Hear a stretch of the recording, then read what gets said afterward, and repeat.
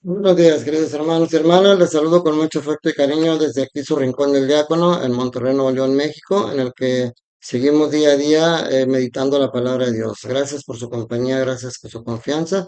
Y vamos a entrar en materia. Hoy lunes 19 de agosto, lunes de la semana 20 de tiempo ordinario. El autor sagrado nos presenta hoy a Ezequiel, capítulo 24, versículos del 15 al 24. La palabra de Dios, mis hermanos, a veces dicen es que es bien difícil de entender.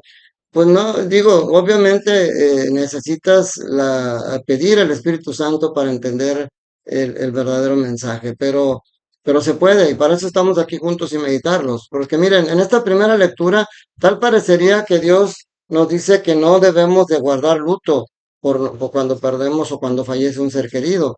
Pero aquí el autor sagrado pone como referencia una tragedia familiar para preanunciar una tragedia nacional y pone como referencia la acción que hace la familia, el esposo al perder a su esposa, sobre lo que debe hacer la nación cuando le llegue esa tragedia.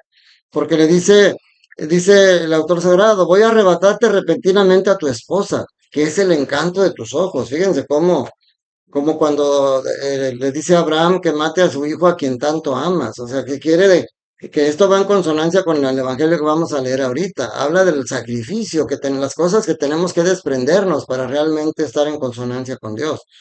Dice, es el encanto de tus ojos, dice, pero no llores, ni hagas duelo, ni derrames lágrimas. Aflígete en silencio, sin hacer duelo. Ponte el turbante y las sandalias, no te cubra la cara, ni comas comida de duelo.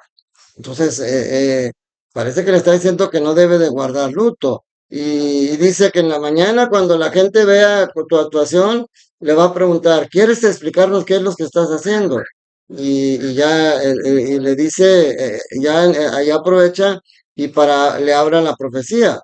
Le dice el Señor cómo ahora el pueblo de Israel va a pasar también por una situación difícil. Dice, sus hijos y sus hijas morirán en la espada, la tragedia que va a vivir en el destierro se les está pronunciando aquí. Y le dice, entonces harán lo que Ezequiel ha hecho. No se cubrirán la cara ni comerán comida de duelo. Seguirán con el turbante a la cabeza y las sandalias en los pies. No llorarán ni harán duelo. Se consumirán por su culpa y se lamentarán unos con los otros. Ezequiel les servirá de ejemplo. Cuál es el mensaje, mis hermanos? Dice no lamentarse, sino aprender de la lección. En primer lugar, deja claro, mi hermano, y eso uniéndolo a las demás enseñanzas que después el mismo Jesucristo nos trae. O sea, San Pablo en una de sus cartas a los Corintios dice, no queremos que ignoren lo que pasa con los difuntos para que no vivan tristes como aquellos que no tienen esperanza. No dice como que para que no estén tristes, dice para que no vivan tristes. Por eso aquí dice vivan su duelo en secreto, pero que ese duelo no debe de ser eterno. Hay personas que muere un ser querido y pierden las ganas de vivir. Y literalmente personas que después mueren de tristeza. Y no es eso a lo que estamos llamados. Hay que vivir el duelo de una manera prudente. Pero aquí el mensaje real que el Señor les quiere mandar es no se tiren en el duelo, más bien aprendan de la experiencia. Aprendan de que, sobre todo, en el caso del pueblo de Israel, aprendan que eso es consecuencia de sus malas acciones, que el Señor castiga el pecado. Ese es el aprendizaje que deben de tener de esta lectura. Dice, cuando esto suceda, sabrán que yo, el Señor, soy Dios. O sea, el Señor no amenaza, el Señor advierte, pero siempre dejando una clara enseñanza y siempre va el amor metido ahí en esto, porque la advertencia es una advertencia hecha con amor. El Señor sabe que van a tener que ir al destierro porque sabe que no se van a arrepentir, pero que después esa tragedia dura les va a servir de verdadera experiencia para después su vida futura. En el Evangelio de Mateo, capítulo 19, del 16 al 22, precisamente habla de ese desprendimiento.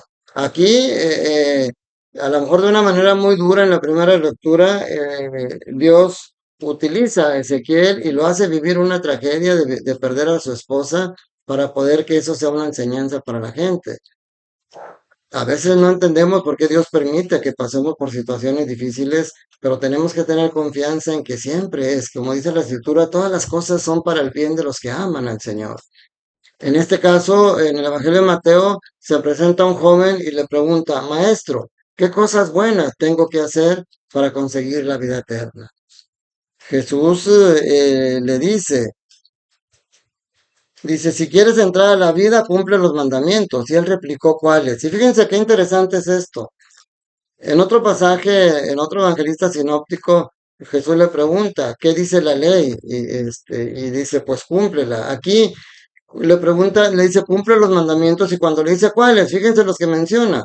No matarás, no cometerás adulterio, no robarás, no levantarás falso testimonio, honra a tu padre y a tu madre, ama a tu prójimo como a ti mismo. Solamente menciona 6 de los mandamientos. ¿Y saben cuáles son los que menciona? Los que tienen que ver con la relación con el prójimo.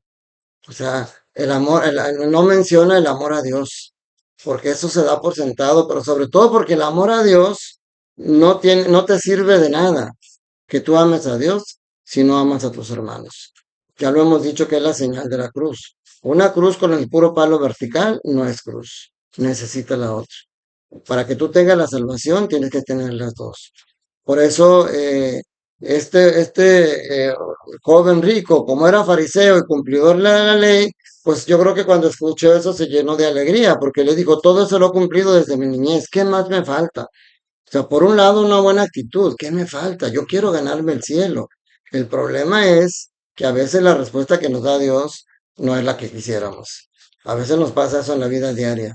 Nos presentamos oye, ¿por qué me pasan estas situaciones? ¿Y por qué tengo que vivir el desempleo? ¿Y por qué? Y nada más puro por qué y por qué, y no preguntamos para qué. Porque la respuesta de Dios no siempre es la que nosotros queremos. Jesús le dice, si quieres ser perfecto, ve a vender todo lo que tienes, dales el dinero a los pobres y tendrás un tesoro en el cielo. Luego ven y sígueme. Y dice, al oír estas palabras, el joven se fue entristecido porque era muy rico. ¿De qué cosas se te dificulta desprenderte a ti para seguir al Señor? ¿Cuáles son los sacrificios que tú tienes que hacer para ir al Señor? Pues es que yo no voy a misa porque es el domingo, es día del descanso, toda la semana trabajo y ando bien cansado. Bueno, tienes que desprenderte a lo mejor de una hora. Mira, no te pide el Señor mucho, una hora para ir a misa y dedicarle al Señor eso. Y sobre todo porque eso va a ser para beneficio tuyo, no para beneficio de Dios. Lo que pasa es que no estamos acostumbrados a tener que hacer sacrificios. A veces hay que desprendernos de nuestro egoísmo, hay que desprendernos de nuestra lujuria, hay que desprendernos de nuestra ambición, hay que desprendernos de esas ganas de vivir el placer por el placer y hacer sacrificios por el Señor, que no significa no gozar de la vida, por supuesto, yo soy feliz, yo río, yo disfruto de la vida y hago sacrificios por el Señor. O sea, esto no es el Señor nos hizo en este mundo para ser felices, no nos hizo para ser infelices. Pero, entonces, ¿por qué tenemos que desprenderlo? Tanto esfuerzo que me costó tener cosas. Lo que Dios quiere hacerte ver es el real valor de las cosas. Porque yo he sabido de casos que personas que se han suicidado después de perder el negocio que habían hecho con tanto sacrificio, y sin embargo tienen a su esposa, y tienen a sus hijos, y tienen salud, y tienen fuerza para empezar desde cero otra vez y volver a levantar otro negocio o seguir viviendo. Pero como le damos tanto valor a las cosas materiales, que cuando tenemos que desprendernos de ellas, cómo nos cuesta, cómo nos duele. Pero el Señor tiene tantas cosas para ti. Lo que pasa es que le pedimos cosas que no son importantes. Pídele cosas que sean importantes para tu felicidad, no para tu placer. Y entonces vas a ver cómo las cosas, fíjense, Salomón, acuérdense, hay que leer la escritura. Salomón, cuando Dios le dijo, ¿qué quieres que te dé? Salomón dijo, soy muy joven para gobernar este país. Dame sabiduría para poder hacerlo de buena manera.